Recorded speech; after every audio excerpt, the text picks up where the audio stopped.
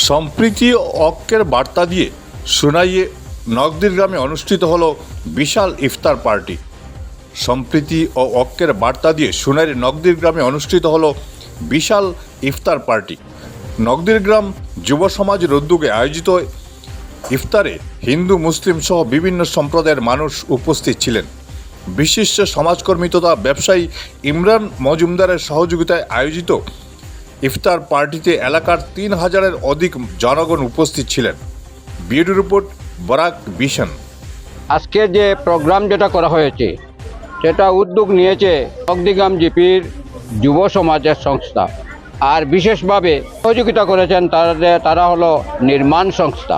আজকের এই উদ্দেশ্য ইফতার প্রোগ্রাম, এখানে আমরা নিমন্ত্রণ করেছি প্রত্যেক সম্প্রদায়ের মানুষকে, হিন্দু মুসলিম ছাড়াও মণিপুরি বা অন্যান্য ভাষাভাষী হিন্দিভাষী তাদেরকেও আমরা করেছি। যে আজকে দেখা যাইতেছে যে ভারতবর্ষের যে একটা বিভাজন ধর্ম নিয়ে চলতেছে, আমরা চাইতেছি যে আমরা এই বিভাজন সৃষ্টি না করে আমাদের এই দেশে সমস্ত ভারতবর্ষে আসাম রাজ্যে কিংবা এই বরাক ভ্যালিতেও আমরা যে ধর্মীয় বিভাজনে বা ভাষাগত বিভাজনে না গিয়ে আমরা যাতে সাম্প্রদায়িক সম্প্রীতিটা আরও জোরদার করা যায়, আরও দৃঢ়ভাবে গঠন করা যায়, সেইটাই মুখ্য উদ্দেশ্য। সেই জন্য আমরা সব সম্প্রদায়কে নিয়ে আজকে এইটা করেছি। আমি এই নির্মাণ সংস্থায় সহযোগিতা এবং যুব সমাজের যে সহযোগিতা সাহায্য, তাদের সবাইকে ধন্যবাদ জানিয়ে এর ব্যবস্থা ছিল ২,০০০ মানুষের খাদ্য যেটা ইফতার সেটা দেওয়ার জন্য, এবং আমরা এখানে ২,০০০-এর একটু উপরেও মানুষ হয়েছে,